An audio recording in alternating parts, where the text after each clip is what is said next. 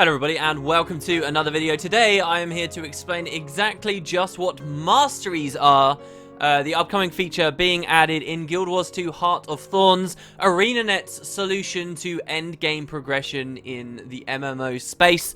Now this has been a big point of contention for this franchise for a long time, even in the first game. Their anti-grind philosophy, their desire to put cosmetics over statistics has always been something that's alienated a huge chunk of regular MMO players who just want to be able to go in there, keep grinding on the same content, and working on their gear score.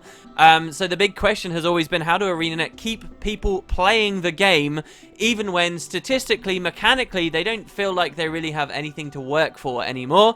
Well, they certainly didn't solve this problem at the original release of Guild Wars 2. You'd be a fool to believe otherwise. However, with Heart of Thorns, they're coming out with Masteries, and this is their master plan that hopefully will solve this issue of endgame progression. Specifically, today they put out a blog post with a ton of information I'm going to condense down for you guys and explain to you all. They describe Masteries, if you're currently playing the game, as the equivalent of world versus world rank points, or PvP's general ladder leaderboard system, which both serve as pretty functional endgame systems of progression. So, what exactly are Masteries?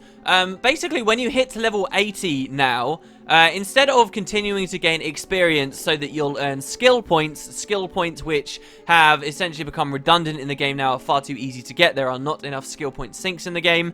Instead of continuing to gain experience and ignoring that entire aspect of the game, you will instead have a mastery bar. And now when you gain experience, instead of pushing towards further levels, you will be progressing along various tracks you can choose for yourself which you'd like to go into that give you different abilities in different areas of the world. This can be the opportunity to learn languages of various exotic races, learning how to hang glide, learning how to defeat specific enemies, becoming a better master of the fractals of the mists, which look like there's going to be a bigger overhaul, and more. We'll talk about that very soon. But so this is the idea. You're going to have all these different tracks you can now progress along, that as you play through the game, you are now getting these very real abilities that help you in various situations. And to compound upon this, you will no longer have a little level symbol above your nameplate. So as you're leveling up, it may have a 49 there. So other players look at you and they say, hey, this player is level 49.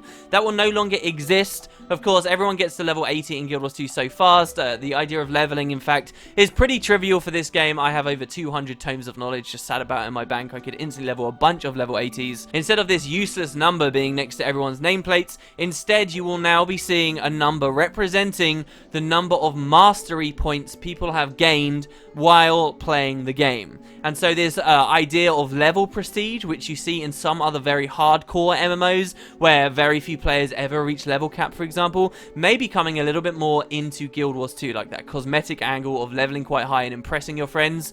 This number next to your name may now once again have meaning once the expansion drops. So in a nutshell, that's what they're doing. They're trying to make the idea of gaining experience relevant again. They're trying to give us meaningful mechanical goals and things we can work towards, and they're hoping to give us some choice in the way this works. So I will go through this blog post and give you guys a few more specifics exactly from their own mouths of what is going to be going on. So they say, specifically, the ability to train Masteries is only going to be unlocked once you hit level 80 and you own the expansion Heart of Thorns. So for those of us who do not buy the expansion, we won't have access to this whole side of the game. This is the first bit of news we've actually had from Arenanet talking about what content will be gated to which players. Now, that is obviously going to be a bit of a disappointment for people who only own the core game, but at the same time, a lot of Masteries will only be interacting with stuff introduced in the expansion, like gliding, like jumping on these mushrooms. There are no, bouncy mushrooms you can learn to use to the best of your abilities in regular Tyria. Those only exist in expansion sections, so hopefully this won't be a big issue for the game going forward, though I'm curious how that's going to impact fractals. Now, based on what they're saying, they say that once you hit level 80 and you own Heart of Thorns, your experience bar is going to change. Currently, it's it's filled with a yellow color. You guys who go to Heart of the Mist, do any modicum of PvP, will know that it changes there when you enter that game mode to a different bar. Also, it changes to reflect your rank points. This will happen once you hit level 80. You'll unlock the ability to gain progress in mastery tracks. If you were to click your experience bar, we got no examples of the UI itself, unfortunately, in this blog post. If you were to click the the experience bar, it would pull up a sheet, much like with the PvP reward tracks, where you can choose what exactly do you want to work on. Some examples they gave us was the idea of the Master Lore track, the Master Legends track, Master Exploration, Master Combat, or even Master Fractals, though those are only a selection of the masteries that will be available once the game releases. Now, in order to activate one of these tracks, you sort of have to buy your way into them with a currency called Mastery Points. Now, the Mastery Points are required from doing various things in-game. The examples they give are completing chapters of your personal story, completing certain achievements that either already exist in the game, like difficult achievements, or will be added later. You guys should be familiar, there's already a lot of achievements in the game that don't feel like they're very rewarding, right? Oh, the achievement where you just get a couple of points of AP for crafting 5 legendary weapons. Well, maybe once Heart of Thorns comes out, this will give you a mastery point, and this is something you sorely desire. They also explain reaching tough places, completing adventures, and that's not just a generic term they're using there, adventures being one of the new features coming in the expansion we discussed yesterday, and they even say or earning map completion. These will award you with mastery points. The mastery points are what are going to be represented where your level used to be represented, and presumably there will be a finite number of them in the game, but a very, very difficult number to reach, you know, the absolute cap. And these points are what you spend to unlock mastery tracks. Once you have the mastery track unlocked, you can equip it. It will be reflected down there where your experience bar used to be, and as you gain experience now, almost as you level throughout the game, as you complete dynamic events, experience suddenly becomes something you're focusing on and paying attention to and feels a lot more rewarding. Your mastery track will slowly push up, and as you gain bars on this mastery track, as you hit further tiers, it will become harder and harder and harder to push up, similar I guess to how in regular MMOs, as you get to a higher level, it becomes more and more difficult to slowly push out. But each time you do this, you will get a real tangible perk, such as being able to now jump a lot higher with your hang glider, being able to take advantage of vicious wind currents to be able to push yourself further, being able to communicate with people you never once could, learning special combat abilities that will allow you to tackle foes in the expansion you may have previously been struggling with. They talk specifically in the blog post about how it will be a thing in Guild Wars 2 now, that you'll struggle fighting something, you'll manage to succeed this challenge, and you can return later once you've unlocked a ton of masteries and once you've completed a lot of content, you feel like you've experienced a lot of that progression, you'll be able to go back to these old encounters and you'll have new things to use to your advantage. And this is incredibly exciting to me. This is something Guild Wars 2 has always missed out on with its heavy use of downscaling. The game has always, in an effort to keep the game somewhat engaging, always leveled you back down when you went to earlier areas of the world, and this is something I do agree with. But it does mean Guild Wars 2 has always missed out on this big thing for leveling up, where you want to be able to go back and you want to be able to kick something's ass, and we should feel this in a very real way through Masteries once Heart of Thorns releases. Also, of course, this mention of map completion there is curious to me. This is the first talk of map completion being mentioned in regards to Heart of Thorns. It seemed like they were maybe moving a little bit away from the idea of map completion, but perhaps this does now mean there will be map completion to go for in Heart of Thorns, and this should be rewarding in a different way to what original map completion was when the game launched for just regular Tyria. I'm also curious as to whether you get mastery points for completing normal Tyrion area maps, or whether that will actually be retroactively added or not. They do specifically state here that when the expansion drops, there will be things that award mastery points. Some of us already will have done. So this example of crafting 5 legendary weapons, this is just something I'm bringing up off the top of my head. But if this is a thing, I've already done that on my account, and so I will instantly be awarded with a bunch of mastery points. I can start unlocking tracks straight away. This is something I agree with, I quite like. It does mean that some ways we'll be acquiring masteries will be through existing content. This isn't all new Heart of Thorns stuff. And my only worry with this idea is I desperately don't want to miss out on a lot of this progression. I want this progression to keep me playing Guild Wars 2 for months and months, years even, future into this game's life. And I don't like the idea of logging in when Heart of Thorns launches and having like 33% of my mastery points already done because, hey, I was already an active player. I don't want to feel punished like that, but we'll have to see. Maybe I'm being a little bit overly pessimistic there. They do make it sound, and this is a little bit in the air, specifically the way this will work is you acquire mastery points by completing achievements, completing personal story chapters and so forth.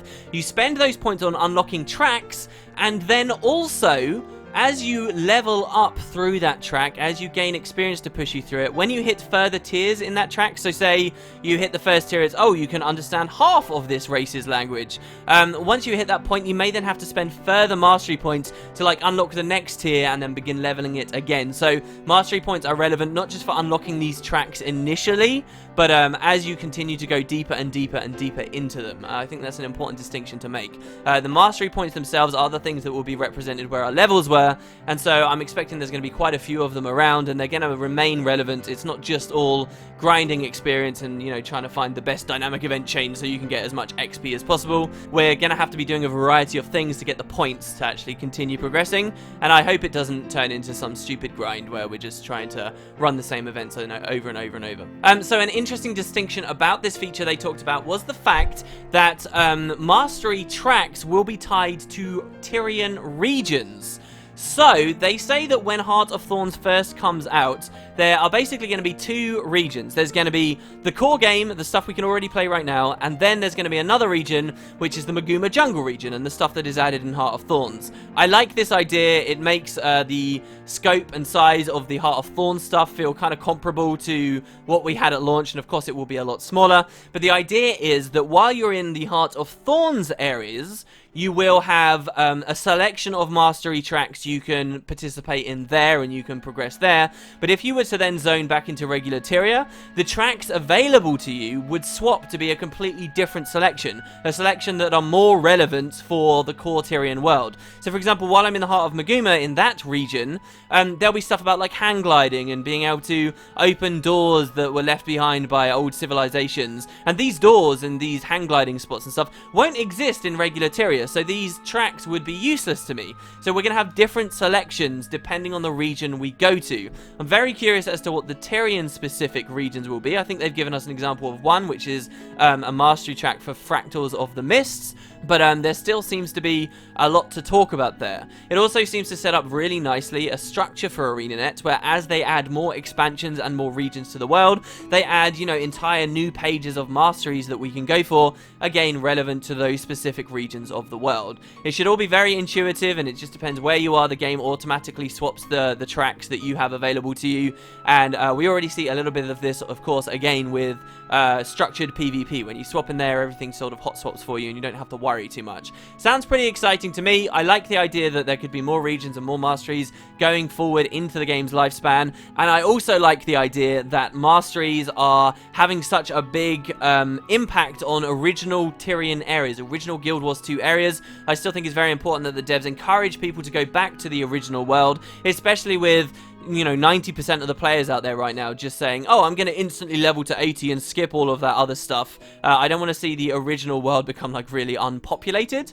So that's pretty cool. Also, do consider, they gave us a quote early on in this blog post saying you cannot unlock masteries and start buying tracks and stuff with your mastery points unless you own Heart of Thorns. So, this will be incentive for a lot of regular Guild Wars 2 players who are, say, running around in Kessex Hills, and they notice someone around them doing all this cool stuff, and they've got all these badass mastery points and stuff, and they want to be able to do it too. Well, they still can't because they didn't buy the expansion.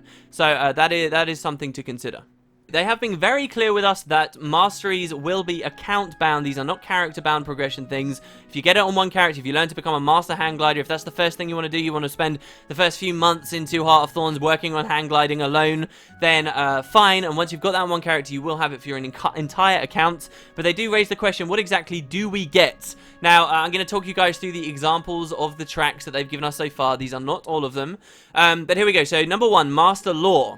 And they describe this as attunement with new ally races can be trained to understand their language, unlocking secret locations and access to battle techniques that can weaken your shared enemies. So we heard an example of this before about how you could hang out at an outpost for long enough, you could befriend the races there, you learn their language well enough, and eventually they'll teach you how to kick something's ass. That sounds pretty cool, and of course that ties into your combat.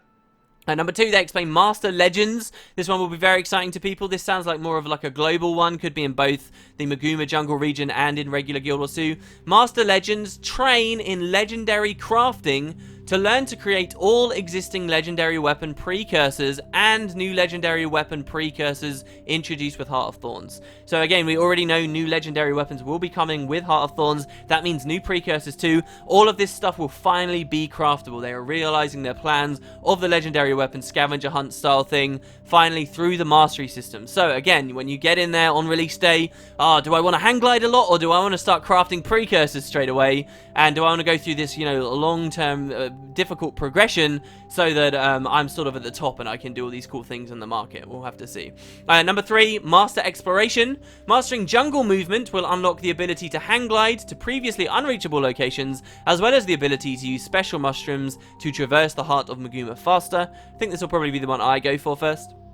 Number 4, Master Combat. The Heart of the Maguma will be home to some of your most challenging combat in Guild Wars 2. Masteries will give you the tools you need to excel in these fights, hunt new enemies, master abilities to defeat champions, and become more deadly against the new creatures waiting in the jungle. I still want more specifics on how this will work, but sounds interesting. And lastly, Master Fractals. Uncover new depths in the fractals of the mist to gain powerful new abilities to overcome difficult fractal challenges, garner greater rewards, and unlock more powerful infusions. So this definitely sounds like there's going to be a big overhaul to fractals in conjunction with the mastery system, and we'll see what they're doing there, because they have some great ideas with fractals and they just sort of abandoned them and left them, and maybe this is what fractals finally really needs and will get the love it deserves. No specifics just yet on that though. The blog post then goes into just some more general descriptions of how you can learn masteries and you'll be able to fly around in the jungle. Nothing too amazing there. They do specifically say that as you progress through this track, you'll learn to fly longer, jump higher, and whether this means without a glider is kind of an exciting idea. Take advantage of currents and launch yourself into the air with greater force. And that, guys, is pretty much it. They assure us that masteries are here to stay. It does sound like a great system for not just when Heart of Thorns drops, but for the game just in general going forward.